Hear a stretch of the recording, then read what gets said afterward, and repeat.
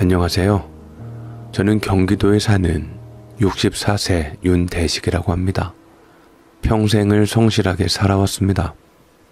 어릴 적부터 저를 아는 사람들은 다들 말합니다. 대식이는 참 성실하다고요. 남들처럼 화려한 학벌도 없고 특별한 재주도 없지만 저는 늘 제 자리에서 묵묵히 해야 할 일을 해내며 살아왔습니다. 대학교는 나오지 못했습니다. 형편이 넉넉지 않았던 집안 사정도 있었고 솔직히 말해 공부가 썩 잘 맞는 편도 아니었습니다. 그래도 고등학교는 꼬박꼬박 다녔습니다. 그 시절엔 교복 입고 새벽에 집을 나서서 학교 운동장에 도착하면 아직 이슬이 채 마르지 않은 흙냄새가 제 마음을 가라앉혀 주곤 했습니다. 졸업 후에는 망설임 없이 공무원 시험을 준비했습니다. 아버지는 늘 그러셨습니다. 대식아, 넌 재주와 머리는 못 미치더라도 워낙 성실하고 묵묵한 성격이니 한자리에서 오래 버티는 일이 어울릴 거다. 저희 아버지는 자식이라고 무조건 애워싸지 않고 보는 그대로 말씀해 주셨습니다. 일찍이 현실에 깨우친 저는 그 말이 제 마음에 깊이 박혀 있었습니다. 가느다랗고 길게 살고 싶던 저는 9급 공무원 시험에 합격을 했고 처음 발령받은 곳은 동사무소 말단 직원 자리였습니다. 문서 전달부터 민원 접수까지 남들이 기피하는 자리였지만 저는 불평 한마디 하지 않았습니다. 어차피 남보다 빠르게 가는 인생은 저와는 거리가 멀다는 걸 저는 일찍이 알았습니다.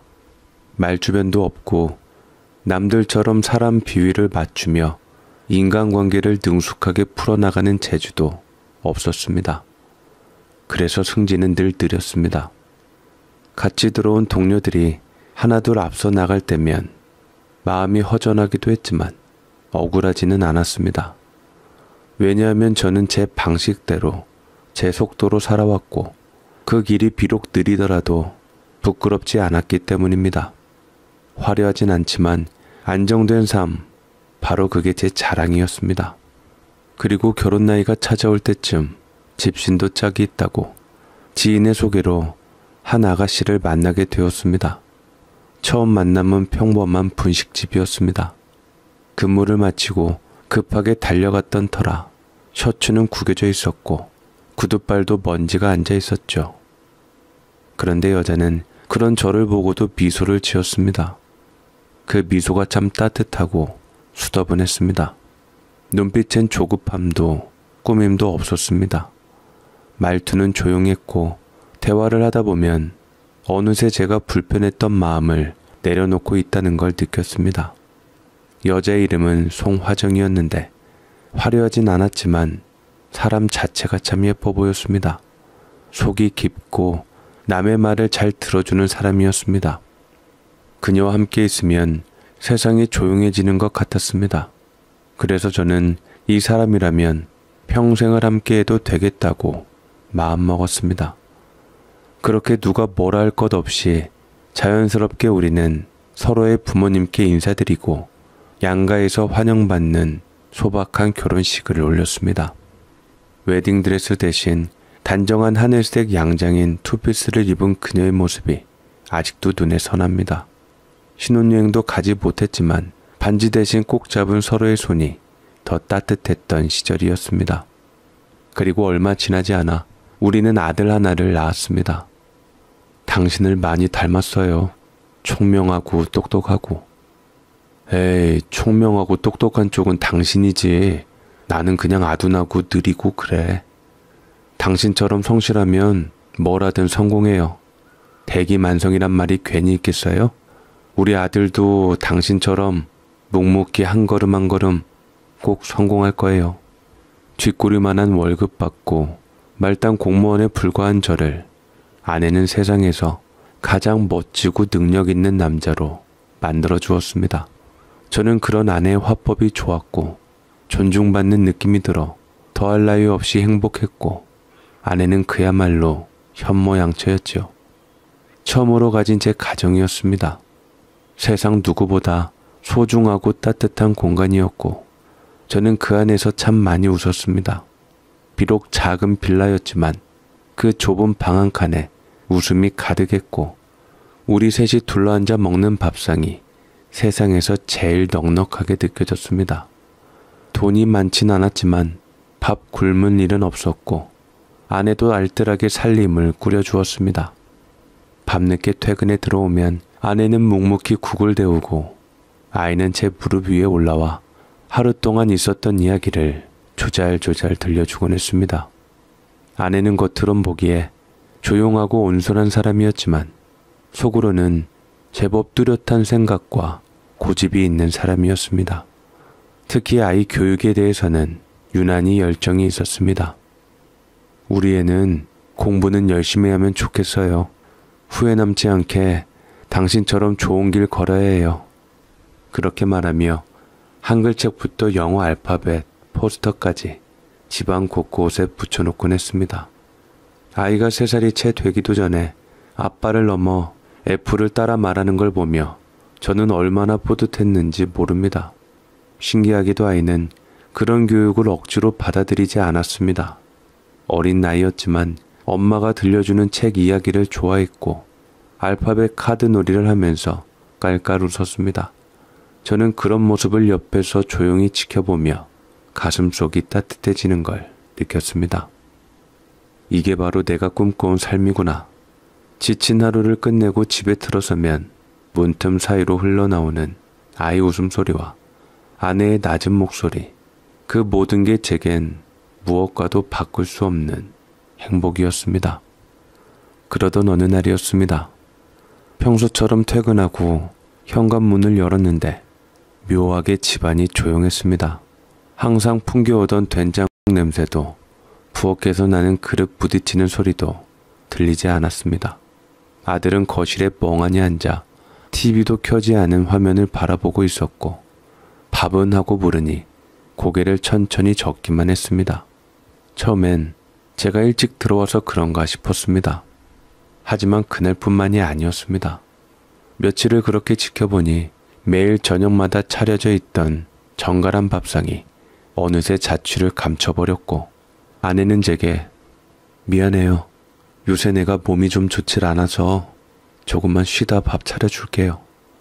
아니야, 내가 차려 먹지 뭐. 당신은 좀 쉬어. 그럼 그럴래요? 나 그럼 조금만 자다 일어날게요. 10분만 있다 깨워줘요. 아내가 안색도 창백하고 너무 힘겨워 보였기에 저는 그대로 잠들게 했고 저는 서투르게나마 집안일을 돕기 위해 애썼습니다. 아내는 다음날, 그 다음날에도 계속 연이어 늘 누운 채 힘들다, 피곤하다를 반복했습니다. 그 부지런하던 아내가요.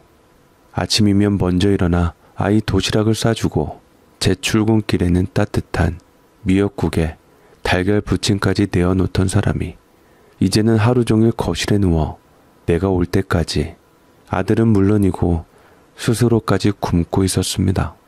저는 그날부터 마음을 다잡았습니다. 아내를 위해서 뭐든 해야겠다 싶었지요. 아내가 병원을 가라고 그리 잔소리를 했지만 아내는 병원비가 아깝다며 좀 쉬면 된다고 자기 몸 자기가 제일 잘한다며 내버려 두라 했습니다. 그래서 저는 아내를 믿고 퇴근하자마자 제일 먼저 쌀을 씻고 밥부터 안 쳤습니다. 찬장은 텅 비어 있었지만 있는 재료를 어떻게든 모아 반찬을 만들었고 그렇게 허둥지둥 차린 밥을 아들 앞에 놓아주었습니다. 자, 먹자. 아빠가 만든 첫 밥상이야. 억지로라도 밝은 척 웃어 보이며 말했지만 아들은 말없이 고개만 끄덕이며 숟가락을 들었습니다. 아내에게도 조심스럽게 말했습니다. 여보, 입맛 없어도 한 숟갈이라도 먹어봐. 그래야 약도 먹지. 하지만 아내는 고개를 저었습니다. 이제는 힘이 없이 입술이 다 마른 상태였고 먹지 않겠다는 말도 하지 않았습니다. 그저 이불을 목 끝까지 덮고 조용히 등을 돌린 채 말없이 누워 있었습니다. 그 모습은 아내가 아니라 껍데기만 남은 어떤 낯선 사람처럼 느껴졌습니다. 그때가 아마 아들이 초등학교 4학년쯤 되었을 때였을 겁니다. 제 아들은 늘 활발하고 밝은 아이였습니다. 학교 다녀오면 문 열자마자 아빠 하고 달려오던 아이. 아무 일 없어도 웃는 얼굴로 온 집안을 환하게 만들던 아이였는데 아내가 아프기 시작하고부터는 아이의 얼굴에서 웃음이 하나둘 사라지기 시작했습니다. 입꼬리는 무겁게 내려앉았고 눈빛은 자꾸만 바닥을 향했습니다. 학교 숙제를 하다 말고 멍하니 창밖을 바라보기도 했고 식탁에 앉아도 수저를 들기까지 한참을 망설이곤 했습니다. 제가 아무리 웃으며 말을 걸어도 그 아이의 마음속에 드리운 그늘은 쉽게 거치지 않았습니다. 저는 어쩔 수 없었습니다. 가정에 문제가 생겨도 출근 시간은 늘 정해져 있었고 공무원이라는 자리는 남들 보기에 성실해야 한다는 부담도 있어서 눈치껏 연차 한번 쓰는 것도 쉽지 않았습니다. 그래서 저는 아침마다 아내를 걱정스럽게 바라보며 집을 나섰고 뒤돌아서는 발걸음이 늘 무거웠습니다. 하루 종일 머릿속은 온통 집에 있는 아내와 아들 생각뿐이었습니다. 일을 하다가도 자꾸만 멍해졌고 민원인의 말이 제대로 귀에 들어오지 않을 정도였습니다. 하지만 제가 자리를 비우면 그만큼 동료들에게 폐가 될 것 같아 제 소가리는 오롯이 제 몫으로만 삼아야 했습니다. 그 사이 아들은 조용히 무너져가는 엄마를 지켜보고 있었습니다. 학교도 슬금슬금 빠지기 시작했죠. 처음엔 단순히 지각 정도였지만 점점 결석이 잦아졌고 알고 보니 엄마가 누워있으니 밥도 챙기고 물도 떠다주고 어른이 해야 할 일을 아이가 하고 있었던 겁니다. 제가 퇴근하고 돌아와 그런 사실을 알았을 땐 가슴이 철렁 내려앉았습니다. 아들 앞에서 눈물은 보이지 않았지만 내심 너무도 미안하고 죄스러웠습니다. 아빠가 해야 할 일을 네가 했구나. 엄마를 걱정하는 아들의 마음에 가슴이 아팠고 아내에게는 거듭 말했습니다. 여보, 물론 당신 몸 당신이 제일 잘한다 하지만 그래도 우리 형석이를 봐서라도 병원에 한 번만 가보자. 몸이 아프면 아픈 이유를 알아야 하지 않겠어? 하지만 아내는 언제나 그 말에 같은 대답을 했습니다. 몰라야 편해. 모르는 게 약이라잖아요. 병원 가봤자 더 마음만 무거워질 거야. 그 말이 얼마나 미혹하게 들리던지요. 그래도 억지로 끌고 가자니 아내는 더 움츠러들고 제가 무리하게 말하면 울먹이기까지 했습니다. 결국 우리 집에서 가장 용기 낸 사람은 4학년짜리 제 아들이었습니다. 엄마 손을 붙잡고 말했답니다. 엄마, 나 무서워. 엄마 아프면 안 돼. 병원 가자. 나 혼자 두지 마. 그 말에 아내는 한참을 눈물만 흘리다 마침내 조용히 신발을 신었습니다. 그런데 병원에서 돌아온 날 우리 가족에게는 감당하기 힘든 소식이 찾아왔습니다. 의사는 조심스럽지만 단호하게 말했습니다. 위암 3기입니다. 당장 환자에게 치료가 필요합니다. 그 말이 떨어지는 순간 제 귀에는 아무 말도 더 들어오지 않았습니다. 눈앞이 하얘졌고 손끝이 저릿해졌습니다. 곁에 있던 아내는 그저 죄인이라도 된 듯 고개를 숙인 채 눈을 감았고 아들은 작은 의자에 앉아 어른들 이야기를 듣다가 결국 흐느끼기 시작했습니다. 처음에는 그저 눈물을 삼키는 듯 하더니 결국 두 손으로 얼굴을 가리고 울음을 터뜨렸습니다. 그 모습에 제 마음은 완전히 무너져 내렸습니다. 저도 울고 싶었습니다.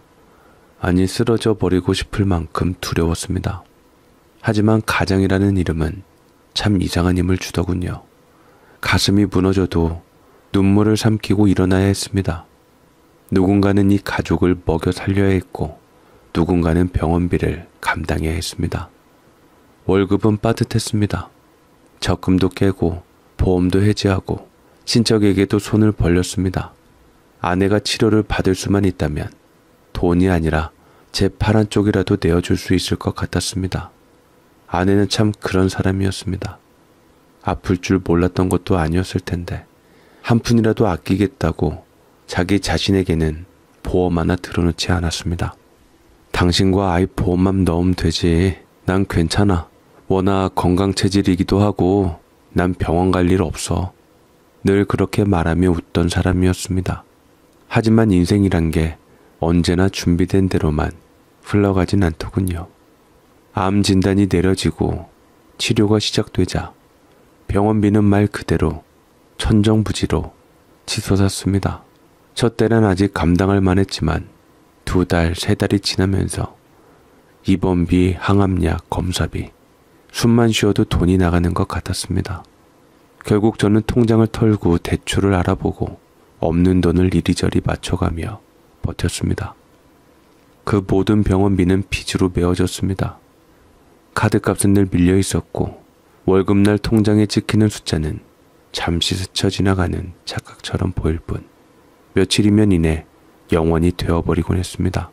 아내는 그런 저를 볼 때마다 미안해했습니다. 치료 받으면서도 눈치만 살피고 주사 맞고도 간호사 몰래 링거를 손으로 쥐고 참고 있었습니다. 이번 검사는 안 해도 될 것 같아 여보. 아프기만 하고. 자꾸만 그런 말을 했습니다. 그런 아내를 보며 저는 되려 더 마음이 아팠습니다. 당신이 살아야 우리 가족도 살아. 그러니까 돈 걱정하지 말고 그냥 치료만 받아. 하루는 그렇게 말하면서 제 손에 쥐고 있던 통장을 내밀었습니다. 통장 안에 얼마 없다는 걸 알면서도 그게 우리가 할 수 있는 최선이라는 걸 저는 믿고 싶었습니다. 아내는 그 자리에서 울었습니다. 소리 없이 흐느끼는 그 모습에 저는 등 뒤로 돌아서야 했습니다.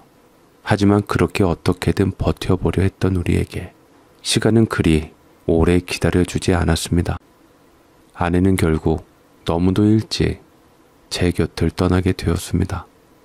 병원 침대 위에서 마지막으로 제 손을 꼭 잡고 남긴 말은 당신 우리 아들 잘 키워줘요. 나 대신 꼭. 그 말이 아직도 귀에 생생합니다. 목소리는 작았지만 그 안에 담긴 마음은 참으로 컸습니다. 제가 평생을 안고 살아야 할 말이었습니다. 장례식장에서 울지 않으려고 이를 악물었습니다. 전문객들 앞에서 아버지 체면이란 걸 지키려 했고 아들이 흐느낄 때는 눈물을 삼키며 등을 다독였습니다. 하지만 밤이 되어 아들이 잠든 뒤 아무도 없는 집 거실 한켠에 앉아 그제서야 주체할 수 없이 울었습니다. 아내의 옷가지가 걸려있던 옷걸이 앞에서 밥솥을 열어도 아무것도 없는 빈 주방 앞에서 제 가슴은 매일같이 찢어졌습니다. 세상에 우리 둘만 남았습니다. 아내가 떠나고 난 뒤 집은 조용해졌습니다.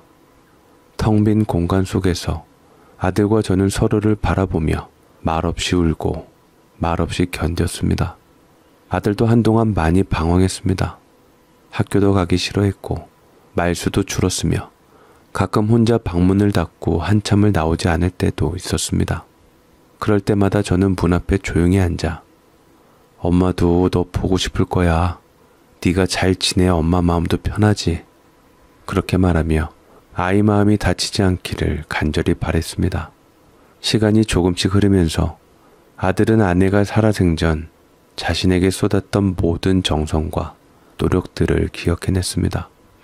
어린 시절 알파벳을 따라 노래 부르며 책을 읽어주던 엄마, 단어 하나하나를 칭찬하며 잘했다 우리 아들을 외치던 엄마, 그 기억들이 아들의 가슴을 일으켜 세운 듯 했습니다. 그리고 어느 날부터인가 아들은 스스로 책상 앞에 앉기 시작했습니다. 나는 그날 이후로 더는 주저앉을 수 없었습니다. 아내가 남긴 빈자리는 컸지만 그 자리를 무너짐이 아닌 책임감으로 채워야 했습니다. 매달 갚아야 할 병원비, 빚, 그 와중에도 계속 오르는 학원비, 그리고 하루가 다르게 커가는 아들의 운동화와 교복. 공무원 월급이라는 건 너무도 정직하게 고정되어 있어서 하늘이 두 쪽 나도 더 받을 수 있는 방법은 없었습니다. 게다가 겸직도 안 되고 부업도 할 수 없는 자리였기에 말 그대로 빠듯하고 또 빠듯하게 살아야 했습니다. 월말이 가까워질수록 통장을 들여다보며 한숨을 쉬었고 퇴근 후 장을 볼 때는 가격표부터 확인하는 게 습관이 되었지요. 남들처럼 외식도 못하고 아들이 좋아하는 장난감이나 새 옷도 쉽게 사줄 수 없었지만 그래도 배굼지 않게 책상 앞에 앉을 수 있게는 해주고 싶었습니다.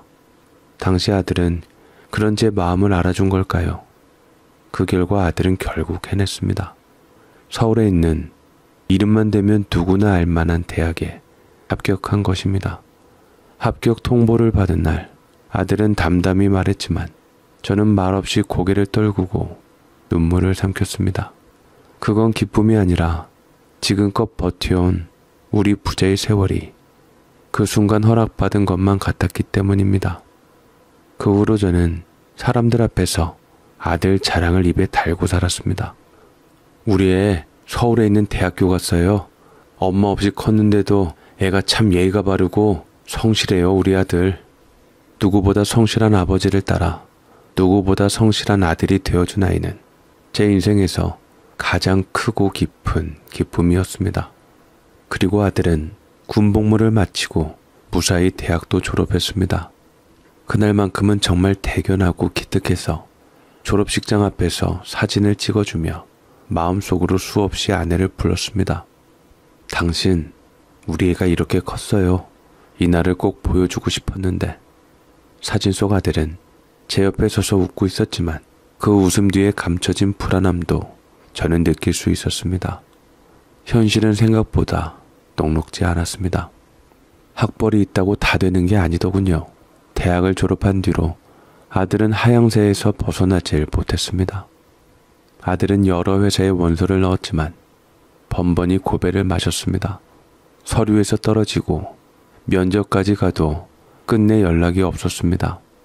본인이 바라던 기업, 하고 싶었던 일들엔 자꾸만 불합격이라는 두 글자만 남았지요. 그렇게 몇 달이 지나자 아들은 결국 생계를 위해 과외와 학원 강사 일을 시작했습니다. 처음엔 단지 잠깐 하겠다고 했는데 막상 아이들을 가르쳐 보니 의외로 적성에 잘 맞는다고 하더군요. 학부모들 반응도 괜찮았고 학생들도 잘 따른다며 하루하루 나름의 성취감을 느끼는 듯 했습니다. 얼굴에도 조금씩 여유가 생겼고 생각보다 보수도 괜찮다고 말할 땐 저도 덩달아 고개를 끄덕였습니다. 하지만 저는 속으로 조금은 아쉬웠습니다. 그 아이의 능력과 성실함이라면 더 크고 안정된 무대에서 일할 수 있을 텐데 왜 아직 제자리를 못 찾고 있는 걸까 싶었습니다. 물론 지금 하는 일도 분명 의미 있고 필요한 일이지만 저로서는 아내가 그토록 정성을 쏟아 키운 아이가 조금도 인정받는 자리에 서 있길 바랬던 겁니다. 그러다가 아들이 일하던 학원에서 함께 국어를 가르치던 선생님과 가까워졌습니다. 그 아이가 바로 제 며느리가 될 사람이었습니다. 처음 들었을 땐 그냥 직장 동료인 줄로만 알았는데 아들이 제법 자주 그녀 이야기를 꺼내기에 어느 날 슬며시 물었습니다. 혹시 너 그 선생님이랑 좀 특별한 사이냐? 그러자 아들이 귀까지 빨개져선 얼버무리며 자리를 뜨고는 했지요. 그걸 보고 짐작하기는 했습니다. 재채기와 사랑은 자고로 못 숨기는 법이니까요. 며느리와 처음 마주친 건 제가 아들을 데리러 학원에 들렀을 때였습니다. 학원 복도 끝에서 인사하던 그 아가씨는 말투도 또박또박했고 눈을 마주치며 인사를 잘하더군요. 요즘 젊은 사람들 중에 보기 드물게 예의도 바르고 조심스러운 태도에서 참하고 다정다감한 성격이 느껴졌습니다. 마음속으로 저런 아가씨면 우리 아들과도 잘 맞겠구나 하는 생각이 들었습니다. 그 후로도 종종 아들과 함께 집에 가는 길에 며느리를 태워주는 일이 생겼습니다. 학원 끝나는 시간이 비슷할 때면 제가 차를 몰고 기다리고 있다가 선생님도 집 방향이 비슷하니까 같이 가요 하고 조심스럽게 권했지요. 그럴 때마다 그녀는 감사합니다 아버님 하고 고개를 숙이며 조용히 뒷자리에 앉곤 했습니다. 차 안에서는 긴 말도 없고 그저 간단한 인사와 날씨 이야기 정도만 오갔지만 그 짧은 시간 속에서도 느껴졌습니다. 며느리는 처음부터 사람을 편하게 해주는 사람이었습니다. 그리고 아들과 함께 시간이 지나면서 서로에 대한 믿음과 정이 깊어진 듯 보였고 연애를 하던 내내 다툼 한 번 없이 조용하고 안정적인 관계를 이어갔습니다. 저는 아들의 연애를 멀리서 지켜보며 속으로 참 많이도 안도했습니다. 그래, 저 아가씨라면 우리 아들 인생도 한결 편안하겠다. 이런 마음이 저절로 들었거든요. 그리고 어느덧 아들이 30이 되던 해 두 사람은 결혼을 결심했습니다. 결혼 얘기가 오가던 날 아들은 조심스럽게 제게 말했습니다. 아버지, 저 유리랑 결혼하려고요. 그 사람하고 평생을 같이 살아도 되겠다는 생각이 들어요. 그 말을 듣는데 가슴이 뭉클했습니다. 이제 때가 왔다 생각했지요. 내 어린 아들이 이제 한 사람의 남편이 되어 자기만의 가정을 꾸릴 준비가 되었다는 사실이 뿌듯하기도 하고, 한편으로는 아내가 그 자리에 함께하지 못한 아쉬움도 진하게 밀려왔습니다. 그 무렵 저는 공무원 퇴직을 1년 앞두고 있었습니다. 정년이라는 단어가 낯설지 않게 다가오던 시기였고, 제 삶의 한 챕터를 마무리하던 중이었기에 아들의 결혼 소식은 제게도 큰 의미로 다가왔습니다.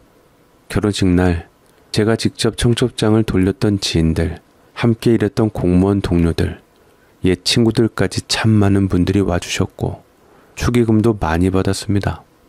당시에는 솔직히 조금 당황스러울 만큼의 액수가 들어왔습니다. 윤 계장, 이제 퇴직인데 큰 경사 치르네. 그동안 뿌린 거 생각하면 이제 좀 회수할 때도 됐지. 다들 웃으며 그렇게 말해주었지요. 결혼식이 끝나고 아들이 조심스레 제게 말하더군요. 아버지, 혹시 받으신 축의금은 어떻게 할 생각이세요? 말투는 망설임이 섞여 있었지만 그 안에 담긴 뜻은 뻔히 느껴졌습니다. 자기가 그 돈을 써야겠다는 조심스러운 바람이었죠. 저는 그 말을 듣고 잠시 생각에 잠겼지만 이내 고개를 끄덕였습니다. 그래, 어차피 그 돈은 내가 한평생 인간관계로 쌓아온 것의 결과고 언젠가는 아들 몫이 될 돈이라면 지금 도와주는 게 가장 맞지 않겠나 싶었습니다. 그래서 축의금은 전부 아들 부부에게 넘겨주었습니다. 그리고 그 외에도 저는 작게나마 보태고 싶었습니다. 둘이 살 집이라도 조금은 편하게 시작했으면 하는 마음에 집값에 보태라며 1억 정도를 더 얹어주었죠. 큰 돈은 아니었지만 제 기준에서는 꽤 큰 결심이었습니다. 무리한 선택일 수도 있었지만 그땐 제 마음이 그렇게 움직였습니다. 사실 저도 계산은 해두고 있었습니다. 곧 퇴직을 앞두고 있었지만 저는 퇴직 후에도 일할 계획이 있었거든요.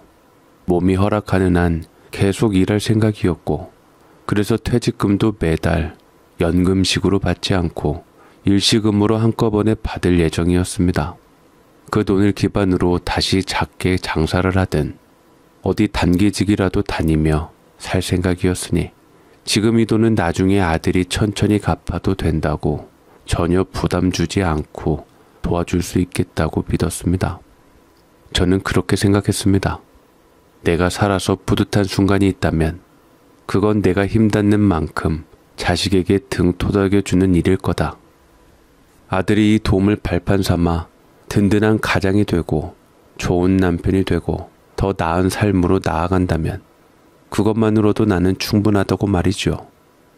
그렇지만 어느 순간부터 아들의 태도가 어딘가 달라진 기류가 느껴지기 시작했습니다. 언제부터인가 학원 강사 일이 빠듯하다며 수입이 일정하지 않다, 생활이 힘들다, 이런 말을 자주 꺼냈고 그 말 끝엔 은근슬쩍 돈 이야기가 따라붙곤 했습니다. 저는 마음이 조금 불편했지만 그래도 이해하려고 애썼습니다. 요즘 젊은 사람들 현실적으로 살아야 하니 그럴 수도 있다고 스스로를 다독였죠. 며느리도 좋은 점을 보자면 굉장히 합리적인 사람이었습니다. 돈에 있어서 감정이 아닌 계산으로 움직이는 사람이었죠. 둘이 만나니 아예 처음부터 결혼 준비도 철저히 반반으로 진행하게 되었습니다. 하지만 사돈들은 불만이 있었던지 상견례 자리에서 그 이야기가 나왔을 때는 솔직히 말해 꽤 곤욕스러웠습니다. 말이 나와서 하는 말인데 우리 딸 내노라 하는 대기업 다니는 남자들이 줄을 섰었어요. 집도 있고 명품 사주겠다는 남자들 다 싫다더니 학벌 빼곤 뭐 없는 윤서방 만나서 결혼한다니 내 속이 아주 뒤집어집디다. 학벌 좋아봤자 능력 없고 돈 못 벌면 아무 소용없는 거 아닌가요? 네, 그렇지요. 귀한 따님 시집 보내시려니 아무래도 걱정이 많으신 점 이해합니다만 그래도 서로 좋아서 결혼하니 잘 살지 않겠습니까? 기왕 이리 만났으니 양가 부모된 입장으로서 자식들만 불편하지 않게 축하만 해주면 좋을 듯 합니다. 겉으로는 나름 신경 쓰며 얘기를 했지만 제 아들 깎아먹는 안싸돈의 경우 없는 발언에 속으로 정 그렇게 생각하신다면 집 있는 남자한테 시집 보내시지 왜 우리 아들한테 보냈나 싶기도 합니다. 그 말이 목구멍까지 차올랐지만 꼭 참았습니다. 결국 이 자리는 아들 결혼을 위한 자리였고 제가 감정을 앞세워 산통을 깨면 그 피해는 고스란히 아들과 며느리에게 돌아갈 테니까요. 그날 이후 저는 마음을 조금 내려놓았습니다. 사돈의 말이 거슬리긴 했지만 아들과 며느리가 서로 좋아하고 믿는다면 그걸로 된 거다. 저는 그렇게 스스로를 다독였습니다. 결혼 준비는 결국 아들과 며느리가 각각 1억씩 보태 총 2억 원으로 작은 빌라의 전세를 얻는 걸로 정리되었습니다. 넉넉하진 않았지만 둘이 처음 시작하기엔 나쁘지 않은 출발이었습니다. 하지만 역시 서울 집값이란 만만치 않더군요. 아이들 둘이 2억을 모아 전세를 얻었지만 그 돈으로 구할 수 있는 집은 생각보다 훨씬 작고 초라했습니다. 방 하나 거실 하나에 주방도 조그맣고 창문 너머로는 맞은편 건물 벽이 훤히 보이는 그런 집이었죠. 처음엔 신혼집이라 설렘이 가득해야 할 공간인데 어쩐지 너무 단출해서 제 마음에도 아쉬움이 스며들었습니다. 하지만 아이들은 서울에서 살길 원했고 지방으로 내려가는 건 전혀 고려하지 않은 눈치였습니다. 결국 부모가 뭘 바란다 한들 살아갈 사람들의 뜻이 확고하니 저는 그저 고개를 끄덕이는 수밖에 없었습니다. 그렇게 아들과 며느리는 작지만 둘만의 공간에서 신혼살림을 시작했습니다. 주말마다 안부 전화를 걸면 아버지, 저희 잘 지내고 있어요. 불편한 것도 곧 익숙해질 것 같아요. 하며 밝은 목소리를 들려주곤 했습니다. 그래서 저는 그 밝은 목소리를 믿고 나름 꿀 떨어지는 신혼생활을 하고 있구나 생각을 했죠. 그리고 그 증거로 얼마 지나지 않아 기쁜 소식이 날아들었습니다. 며느리가 임신을 했다는 겁니다. 아들은 전화기 너머로 들뜬 목소리로 말했습니다. 아버지, 저 아빠 됩니다. 아버지는 할아버지 되시는 거예요. 아이고, 그게 정말이냐? 잘했다. 장하다 내 새끼들. 그래, 이것저것 따지지 말고 귀한 생명 얼른 낳아야지. 축하한다 정말로. 손주 소식을 듣는 순간 가슴이 벅차올랐습니다.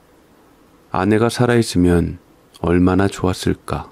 나만 이런 좋은 소식을 듣는 게 마음이 아팠습니다만 그래도 기쁜 날 울지 않기로 했습니다. 그날 하루 종일 입꼬리가 내려가지 않더군요. 버스를 기다리면서도 마트에 가서도 저도 모르게 흐뭇한 웃음을 짓고 있었습니다. 그리고 마침 그 무렵 저는 오랜 공직 생활을 마무리하게 되었습니다. 정년퇴직, 그 단어를 머리로는 오래 준비했지만 막상 퇴직하는 날엔 마음이 이상하게 저릿하더군요. 퇴직할 때 저는 고민 끝에 퇴직금을 매달 연금식으로 받지 않고 한꺼번에 목돈으로 받기로 했습니다.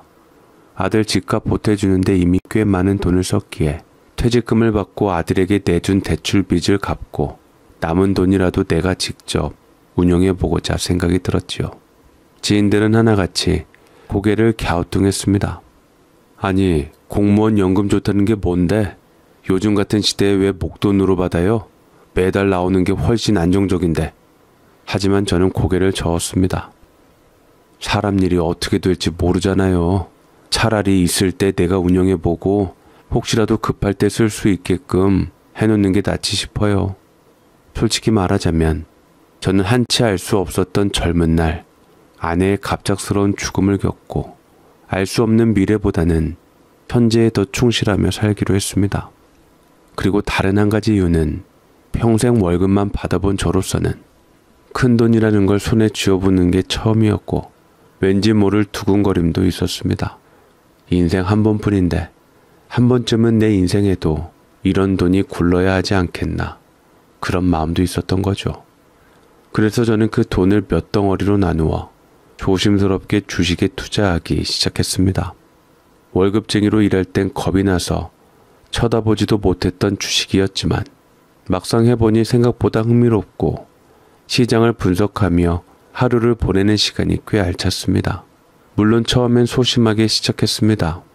오르락 내리락 하는 숫자에 가슴 졸이며 몇만 원 단위로 움직였습니다. 조금씩 감을 잡아가고 기업 공부도 하다 보니 투자 금액도 슬며시 늘어나기 시작했고 운 좋게도 생각보다 좋은 수익을 올릴 수 있었습니다. 어느 순간엔 이런 생각까지 들더군요. 이거 공무원 월급보다 낫네. 그렇다고 대박을 바라는 건 아니었고 딱 생활이 조금 편해질 만큼만 벌 수 있다면 그걸로 충분했습니다. 하지만 저는 원래 노는 성격이 아니었습니다. 퇴직했다고 매일 집에서 TV만 보는 삶은 상상도 하기 싫었습니다. 요즘은 100세 시대잖아요. 60 넘었다고 은퇴라는 말이 꼭 쉰다는 뜻은 아니라고 생각했습니다. 몸이 움직일 수 있고 마음이 뭔가를 원하고 있다면 그 나이에 맞는 새로운 역할을 찾아야 한다는 게 제 신념이었습니다. 그래서 생각 끝에 제 또래에서 가장 흔히 하는 일자리를 알아봤습니다. 그 중에 가장 눈에 들어온 건 바로 경비원이었습니다. 시간도 정해져 있고 사람들과 적당히 마주치며 하루를 규칙적으로 보낼 수 있는 일, 무리도 크지 않고 내가 익숙하게 해낼 수 있는 일이었기에 망설임 없이 도전했고 결국 아파트 경비원으로 다시 새 출근을 시작하게 되었습니다. 하지만 주민들 민원이 생각보다 만만찮더라고요. 공무원 민원 수준으로 생각하고 들어갔는데 아파트 민원은 그보다 훨씬 더 힘들었습니다. 공무원 민원은 그래도 법과 규정이 있었고 제가 등 뒤로 기대 설 수 있는 공적인 권한이 있었지만 경비원 일은 달랐습니다. 입주민 앞에서는 그저 을 중에 을일 뿐이었고 어느 순간부터 민원은 요청이 아니라 명령이 되어 있었습니다. 특히 재활용 수거날이 가장 힘들었습니다. 분리수거는 제대로 안 해놓고 왜 안 가져갔냐며 언성을 높이는 분들, 본인 집 앞에 쓰레기 쌓였다고 경비원이 일 안 한다며 관리자에게 항의하는 분들, 그럴 때마다 저는 참 무력감을 느꼈습니다. 저는 아파트에서 입주민과의 마찰이라는 이유로 억울하게 계약 해지를 당했습니다. 명확한 규정 위반도 없었고 제 입장에선 오히려 억울한 일이었지만 그 누구도 제 편이 되어주지 않았습니다. 그날 퇴근하며 경비복을 벗는데 허탈함과 분노가 뒤섞여 손이 떨리더군요. 그리고 경비원으로 일하던 몇 달 동안 제 몸은 눈에 띄게 약해졌습니다. 무거운 재활용을 들고 계단을 오르내리는 일이 반복되자 무릎이 시큰거리고 허리도 자주 뻐근해졌습니다. 하지만 그것보다 더 힘든 건 마음이었습니다. 사람이라는 게 때로는 참 냉정하고 무서울 수 있다는 걸 다시금 절절히 느꼈습니다. 그래서 저는 결단을 내렸습니다. 이제는 좀 쉬자. 평생을 일했고 누구보다 성실하게 살았고 이젠 나도 나를 위해 살아보자. 그동안 주식으로 조금씩 벌어놓은 돈이 있었기에 급하게 생활비를 걱정할 정도는 아니었습니다. 크게 쓰진 않더라도 알뜰하게 지내면 충분히 감당할 수 있었고 남은 돈은 천천히 위험하지 않게 주식으로 조금씩 굴리면서 살아가면 되겠다 싶었습니다. 그렇게 마음을 정리하고 비로소 제 삶에 작은 평온이 찾아오나 싶던 그때였습니다. 갑자기 초인종이 울렸고 문을 열자 아들과 며느리가 서 있었습니다. 한눈에 봐도 사정이 좋지 않다는 게 느껴졌습니다. 며느리는 이미 손주를 낳은 후였는데 그 밝고 단정하던 얼굴은 어디 가고 지쳐버린 사람처럼 눈밑이 퀭했고 말랐는지 얼굴이 반쪽이 되어 있었습니다. 애써 미소를 지으려 했지만 그 안에 눌린 고단함은 숨기지 못하더군요. 아들도 고개를 들지 못하고 한참을 망설이듯 머뭇거리다 마침내 어렵사리 입을 열었습니다. 아버지, 저희가 좀 드릴 말씀이 있어서 왔어요. 그 말에 저는 무언가 불길한 예감을 떨칠 수 없었습니다. 살면서 그토록 무거운 목소리를 아들 입에서 들어본 적은 없었으니까요. 실은 아버지, 저희 전세 사기를 당했어요. 저희 조만간 집 비워줘야 하는데 갈 데가 없어요. 그게 무슨 소리냐? 그럼 2억을 날린단 말이야? 숨이 턱 막혔습니다. 말로만 듣던 전세 사기, 뉴스에서 보며 어쩌다 저런 일이 생기지 했던 일이 설마 우리 아들한테 닥칠 줄은 정말 상상도 못했습니다. 아들은 고개를 푹 숙였고 며느리는 품에 안은 아기를 토닥이며 말없이 눈물만 훔쳤습니다. 보증금은 들어가지도 않고 집은 경매에 넘어갔다고 했습니다. 소송을 걸어도 언제 돌려받을 수 있을지 모르고 그마저도 전액을 다 받기란 거의 불가능하다는 말이었습니다. 이제는 살고 있는 집에서도 조만간 나가야 한다고 말 그대로 거리로 나앉을 판이었습니다. 사돈 쪽은 지방에 살고 있어서 그곳으로 가는 것도 현실적으로 어려운 상황이었고 결국 아들 내외는 그나마 가까운 경기도에 사는 저를 찾아올 수밖에 없었던 것이지요. 그렇게 해서 제 평생 처음으로 아들과 며느리 그리고 갓난 손주까지 저희 집이 함께 살게 되었습니다. 제가 살고 있는 집이라고 해봐야 25평 남짓한 아파트였습니다.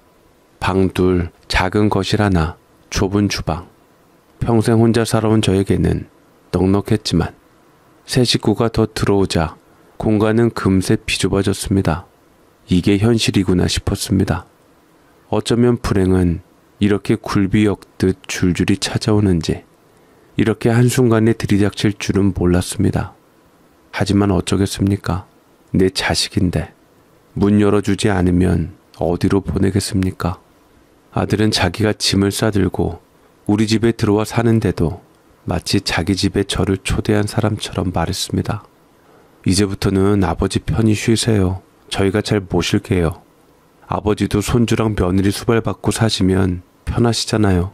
내가 무슨 수발을 받아? 니들 전세 사기 때문에 들어와서 사는 게 아니냐? 당장은 그렇게 보일 수 있지만 와이프랑 늘 얘기했었어요. 아버지 혼자 사시는 거 마음에 걸린다고. 아버지 모시고 살면 좋겠다고요. 이렇게 소원이 이루어지네요. 말만 들으면 참 그럴듯했습니다. 기댈 곳 없어 찾아왔으면서도 자기가 가장인 양 어깨를 펴는 그 모습이 기특하기도 하고 한편으론 조금 어색하기도 했습니다. 그래도 뭐 가족이 함께 산다는데 그 자체로 따뜻하긴 했습니다. 혼자 먹던 밥상이 셋이 되고 넷이 되자 식탁도 훨씬 풍성해졌고 무뚝뚝하던 집안의 아이 울음소리와 웃음소리가 퍼지니 한동안은 외로움이 싹 가시고 정말 살맛이 나는 것 같았습니다. 처음엔 저도 믿었습니다. 그래, 이렇게 같이 잘 지내보자. 내가 조금 불편하면 어때? 가족이 웃으며 사는 게 제일이지. 그런 생각을 했습니다. 하지만 그 말은 오래가지 않았습니다. 며느리는 아무리 서로 잘한다 하더라도 결코 딸이 될 수 없었고 처음엔 저를 걱정하는 말투로 얘기를 했지만 점차 변해가기 시작했습니다. 아버님, 이제 좀 쉬셔야죠. 아버님이 집안일 너무 하시면 안 돼요. 이렇게 말했던 아이가 한 달 정도가 지나자 시아버지랑 사는 것이 생각보다 부담스럽고 거슬렸던지 작은 부탁 하나, 그 다음엔 작은 요구 하나씩 늘어나기 시작했습니다. 아버님, 저 매번 아버님 밥 차리기가 쉽지 않네요. 괜찮으시다면 스스로 취향에 맞게 해드시는 것도 괜찮으실 것 같아요. 노인이라고 가만히 있으면 안 돼요. 집안일도 하고 좀 움직이셔야지. 여긴 원래 아버님 댁이잖아요. 그래, 네 말이 맞다. 내가 본의 아니게 너만 일을 시키게 되었구나. 나도 집안일을 같이 하마. 그리고 말이 나와서 하는 말인데 저희가 안방을 쓰면 안 될까요? 아이 때문에 방이 비좁아서 좀 넓은 곳이 필요하고 화장실도 안방에 있으면 좋을 것 같아서요. 그래, 그러려무나. 어차피 나는 작은 방에서 지내도 되고 나는 혼자지만 니들은 새 식구이니 안방에서 자는 게 좋겠다 싶긴 하구나. 이내 저는 아들 내외에게 안방을 내어주며 거실 구석방에 자리를 마련하게 되었고, 며느리가 요리를 담당하다 보니 냉장고 속 음식도 눈치 보며 꺼내 먹는 신세가 되어 있었습니다. 며느리는 돈 때문에 벼랑 끝에 몰려서 그런지 젊은 시절 나긋나긋함과 예의 있는 모습은 온데간데 사라져버리고 있었고, 뒷방 늙은 시아버지에게 제게 눈치나 주는 며느리가 되어 있었지요. 그 무렵 제게는 절친한 친구 하나가 있었습니다. 공직 시절부터 함께 일하던 친구로 저와 마찬가지로 정년퇴직을 했습니다. 퇴직 후 저는 작게 주식에 손을 대고 경비원 일도 하며 천천히 살아가는 길을 택했지만 그 친구는 달랐습니다. 야 대식아, 우리 같은 월급쟁이도 이제 한 방 터트려야지. 이대로 죽으면 서러워 안 서러워? 그 말에 저는 웃기만 했지만 솔직히 말해 가슴 한구석엔 흔들리는 마음도 있었습니다. 평생 정해진 월급만 받고 살아온 저희 같은 사람들에겐 사업이라는 말이 마치 인생 역전을 의미하는 달콤한 유혹처럼 느껴지기도 했으니까요.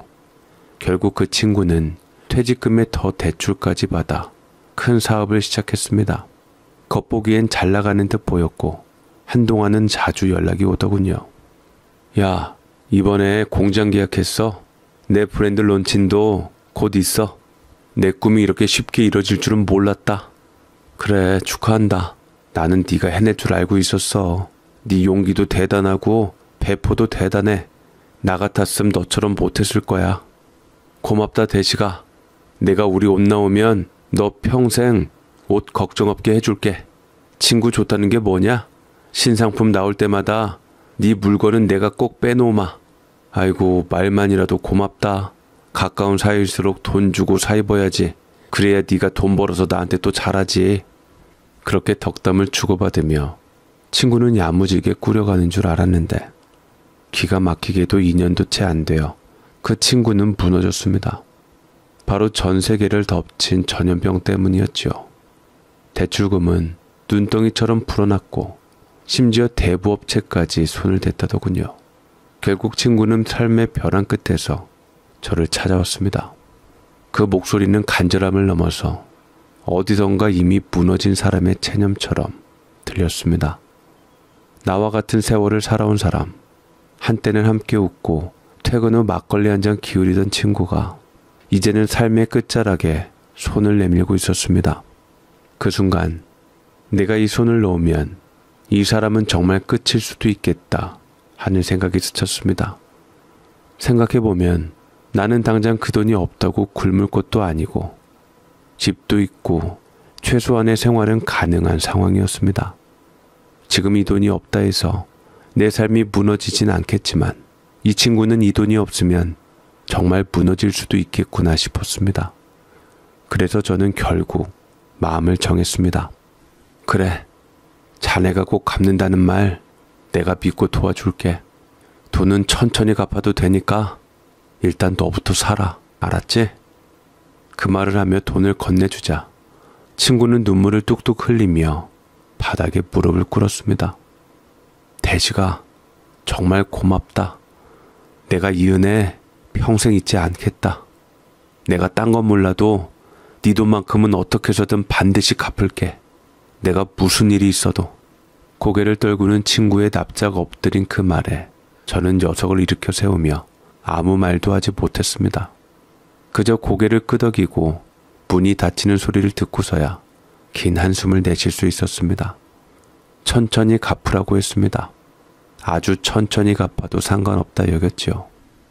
그 친구가 저는 언젠가라도 갚을 수 있게 되길 바랬습니다.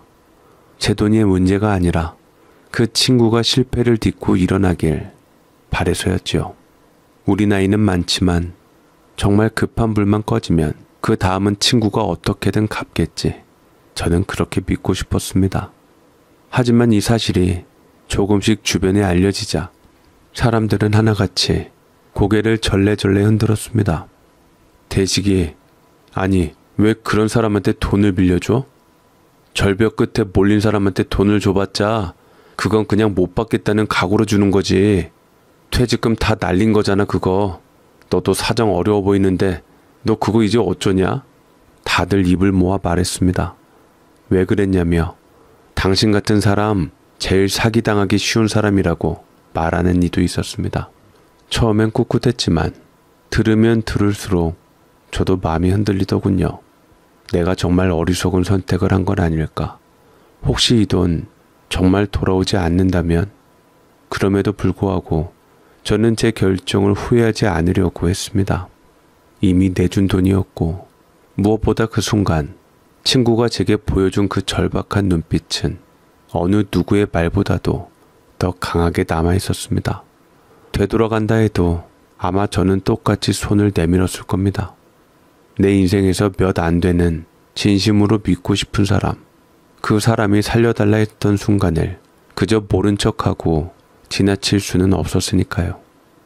하지만 일이 그렇게만 끝났으면 좋았을 텐데 문제는 나중에 이 사실을 아들 내외가 알게 되면서부터였습니다. 며느리는 얼굴이 굳은 채 말도 없었고 아들은 그 자리에서 제게 버럭 화를 내며 소리를 질렀습니다. 저 전세 사기 당한 것은 몰라서 그렇다 치지만 아버지는 어떻게 돈을 내어줄 수가 있어요? 저랑 손주 생각은 요만큼도 안 하세요? 내 돈 필요한데 썼는데 그걸 너한테 허락을 맡아야 하냐? 내 돈을 쓰는데 너랑 손주 생각을 왜 해야 하냐? 너 설마 그 돈 노리고 있었어? 아니, 돈을 노렸다기보다 아버지가 쓸 돈으로 남겨두진 않아요? 노후자금은요? 내 노후자금은 집도 있고 이걸로 주택연금 마련해서 쓰면 되지. 그럼 저희는요? 아버지 돌아가심 저희는요? 너희는 젊은데 열심히 벌면 집 하나 마련 못하겠어? 정말 이기적이시네요. 아버지에게 실망했어요. 마치 뺨을 맞은 것처럼 뚜렷하게 가슴에 남았습니다. 그날 이후 며느리의 눈빛도 절 사람 취급 안 하는 얼굴로 바뀌었습니다. 처음엔 저희 집에 들어올 때만 해도 제게 납작 엎드려서 비율을 맞추기에 바빴지요. 아버님, 저희 정말 감사해요. 이 집에서 저희 힘낼게요. 하며 간이고 쓸개고 다 내줄 듯한 태도였습니다. 하지만 시간이 지날수록 그 공손한 말투 속에 어딘가 모르게 가시가 돋기 시작했습니다. 저는 하루 종일 집에 있었고 며느리도 육아휴직 중이라 집에 함께 있는 시간이 많아졌습니다. 그 좁은 공간 안에서 피할 수 없는 불편함이 점점 짙어졌지요. 밥 시간이 되면 며느리는 아무 말 없이 식탁을 차렸지만 그 표정 속엔 분명 왜 내가 이걸 해야 하지란 말이 묻어 있었습니다. 처음엔 말없이 넘기더니 결국 대놓고 말을 꺼내기 시작했습니다. 아버님, 제가 이런 말까지 안 드리려고 했는데 요즘은 노인분들도 일을 하세요. 사실 남편이 지금 돈 벌어서 우리 식구 벌어먹여 살리고 있는데 아버님도 좀 생활비 좀 내놓으셔야 하지 않겠어요? 자식 밥값도 못하는데 너무 당당하시네요. 저는 며느리의 말에 기가 막혔지만 얘가 어디까지 하나 일단 지켜보기로 했습니다. 물론 시아버지랑 불편하게 같이 있는 마음은 거슬리겠지만 어떻게 본디 배운 거 없이 이렇게 제게 말을 할 수가 있는지 기가 막혔지요. 그리고 결정적인 날이 왔습니다.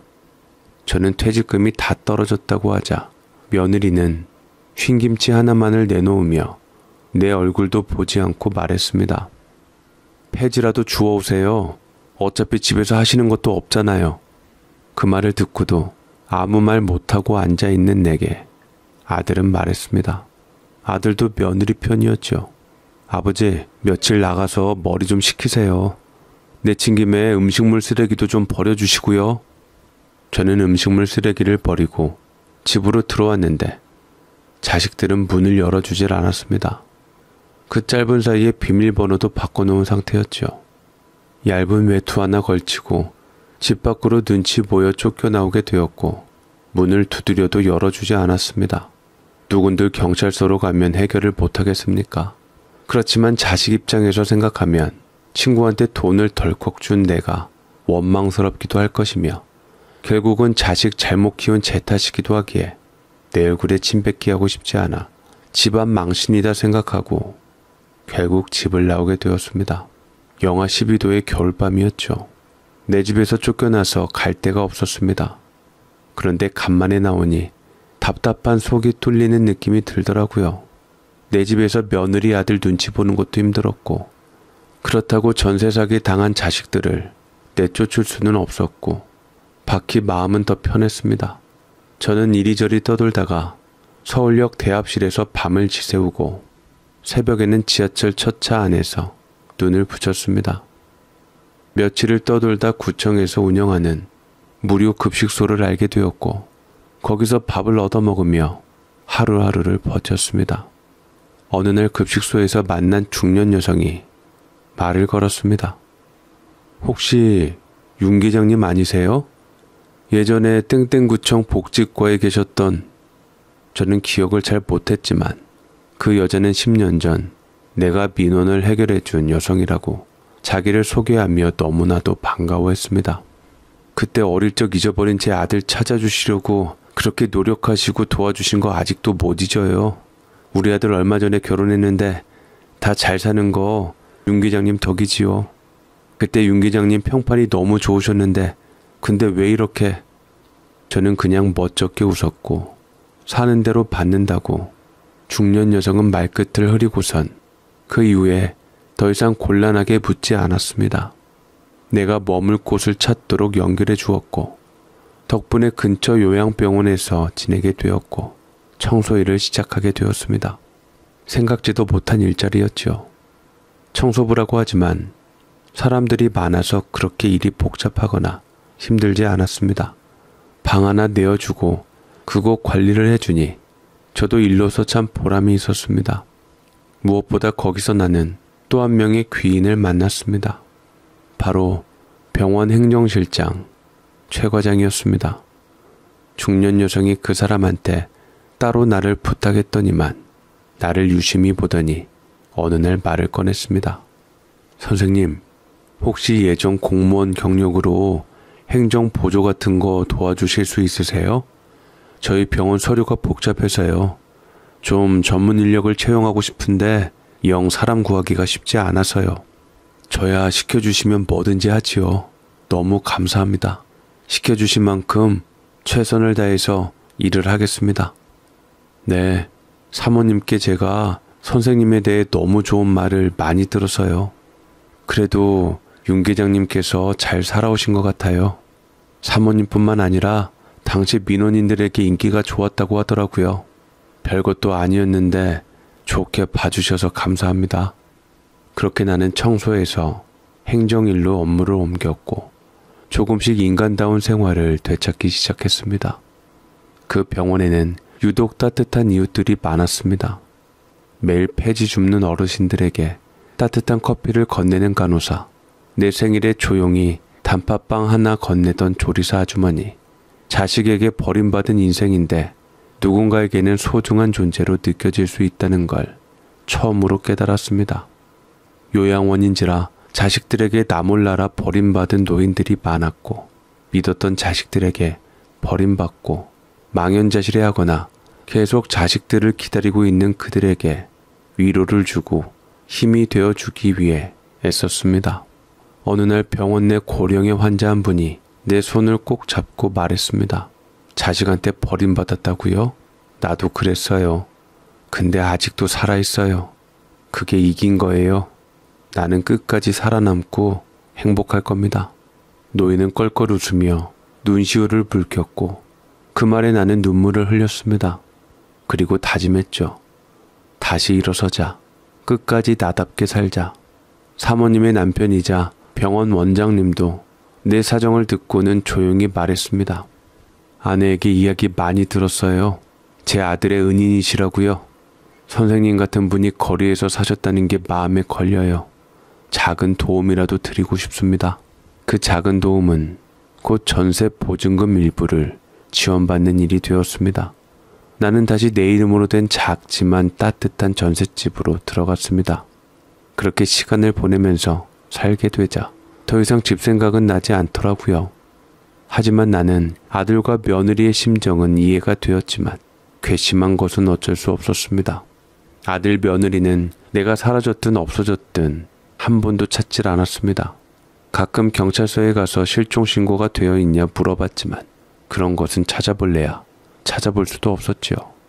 아비를 내쫓으려고 작정한 아들 내외가 분명했습니다. 그래도 기다렸습니다. 아들 내외가 적어도 내 생각을 해주며 찾아주기를 바라며 기회를 주기로 했습니다만 새해가 밝아도 전혀 기다리던 소식은 없었지요. 그 대신 다른 소식이 한번 전해져 왔습니다. 정말 그건 생각지도 못한 뜻밖의 소식이었습니다. 바로 친구 소식이었습니다. 친구가 참으로 기가 막히게도 제 돈으로 빚을 갚은 뒤 다시 일어나기 위해 돈을 벌기 위해 나이든 몸으로 온 힘을 다해 일을 했던 상황이었는데 그러다가 큰 사고가 났다고 합니다. 그 친구는 명을 달리하게 되었는데 그 친구 몸에서 유서가 나왔다고 하더라고요. 만약 자기가 일하다 잘못되면 자기가 번 돈 모두와 보험금을 합해서 제게 갚으라고 말입니다. 결국 유언대로 친구는 제게 꿔간 돈 2억을 갚게 되었고 저는 그 친구가 잠들어 있는 곳을 가서 펑펑 눈물을 흘렸습니다. 참으로 인생이 허망했지요. 살라고 준 돈이었는데 안 받아도 상관없었는데 결국 내게로 돈이 돌아오고야 말았습니다. 나는 이참에 아들 집으로 향했습니다. 손에는 큰 종이 한 장과 테이프 그리고 한 통의 봉투가 들려 있었습니다. 현관문 앞에 종이를 붙였습니다. 이 집은 아버지를 혹한에 내쫓은 아들 며느리의 집입니다. 이웃 여러분, 똑똑히 아시고 조심하세요. 사람들은 오다 가다 수군거리기 시작했고 이웃 주민들에게 대강 얘기를 들어보니 아들이 절 실버타운으로 보낸 걸로 알고 있더라고요. 아주 동네에서 효자 효부가 따로 없었습니다. 저는 마침내 경찰들을 대동했고 초인종을 누르자 며느리가 나와 종이를 보고는 얼굴이 하얗게 질렸습니다. 아버님, 기어이 이렇게까지 이건 좀 아니잖아요. 손주 생각은 안 하세요? 너 국어 가르치는 선생이라며 다 뿌린 대로 거둔다는 말은 모르냐? 집 마련하고 돈 벌 시간 주었으니 이제 내 집에서 나가라. 여긴 내 명의의 내 집이고 진작에 니들 내쫓을 수도 있었지만 그래도 자식이라는 정 때문에 월세 한 푼 안 받고 니들 다시 재기할 시간을 준 거다. 아니 아버지, 그래도 어떻게 하루아침에 집을 마련해요. 저희 그렇게 못 나가요. 그럼 집 마련할 돈 주세요. 돈? 내가 왜? 좋은 말 할 때 나가는 게 좋을 거다. 새 주인이 오기 전에 말이다. 이 집은 내가 팔려고 내놨고 조만간 팔릴 거다. 박수 칠 때 떠난다고 스스로 떠나는 게 좋지 않겠냐? 저는 뒤이어 나온 아들과 며느리에게 당장 집을 나가라고 했습니다. 이제는 손주도 컸고 어느 정도 돈을 모아놨을 테니 어디 방 월세를 가든지 가서 살라고 말입니다. 아들은 그게 무슨 소리냐고 난리를 쳤지만 경찰들 앞에서는 그저 순한 양같이 속수무책이었지요. 자칫 제가 절 쫓아냈다고 고소라도 할까봐 두려웠던 모양이기도 했습니다. 어쨌든 자기도 자식 키우는 입장이니 소문나봐야 좋을 거 하나 없었겠지요. 다 품 안의 자식이라는 말이 딱 맞았습니다. 제 앞에 자식은 아내와 내 사이의 사랑스러운 아들이 아니라 그야말로 은혜를 원수로 알고 부모 뒤통수를 내리친 남자일 뿐이었습니다. 그제야 아들 며느리는 잘못을 깨닫고 싹싹 빌었습니다. 아버지, 그게 무슨 말씀이세요? 제발 그러지 마세요. 한 번만 제게 다시 기회를 주세요. 어린 손주를 데리고 어딜 나가라고요. 넌 늙은 나를 혹한기 영하 12도에 내쫓지 않았냐? 너는 그래도 되고 나는 사정 다 봐줘야 하냐? 그건 내가 나가서 너 덕에 배운 게 있다. 세상 참 잘 살아야겠다는 생각이 들더라.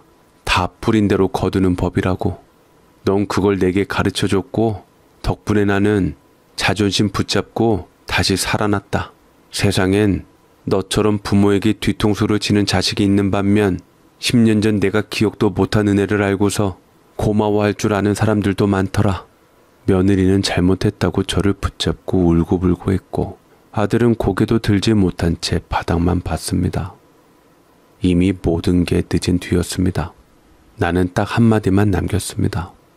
효도는 말이 아니라 겨울밤 문을 여는 손에 있다는 걸 언젠간 너희도 알게 될 거다. 그렇게 자식들은 내쫓게 되었고 그래도 자식인지라 차마 빈손으로 내쫓지는 못하고 어린 손주를 봐서라도 원룸 보증금이라도 보탰으라며 1,000만 원 쥐어주고 보냈습니다. 그게 제 마지막 자식에 대한 배려였던 것이었죠. 자식을 그렇게 내쫓기는 했지만 마음이 좋을 턱이 없었지요. 아내가 그 귀한 애정을 갖고 있었던 내 아들을 그렇게 내친 것에 대해 혼을 내지는 않을지 걱정이 되기도 했습니다. 통쾌하기보다 마음이 무거웠지만 이렇게라도 하지 않으면 자식들은 평생 자기 잘못에 대해 뉘칠 기회를 잃게 되는 것이라 생각이 들었습니다. 나는 아들 내외에게 기회를 준 것이었는데 제 속마음까지는 이해했을는지 모르겠습니다. 그저 날 원망만 하고 있지는 않을는지 씁쓸하기만 했습니다. 그래도 나는 제가 인생에서 최선을 다한 덕분에 다시 살아났습니다. 자식들이 다시 절 찾아온다면 받아줄 수밖에 없단 걸 알지만 그래도 그때는 핏줄이 아닌 정으로 사는 게 답이라 생각하고 싶었네요. 이제 좀 더 제 자신에게 집중을 하면서 자식이고 뭐고 저는 진정으로 인연이 되는 사람만 보고 살아가렵니다.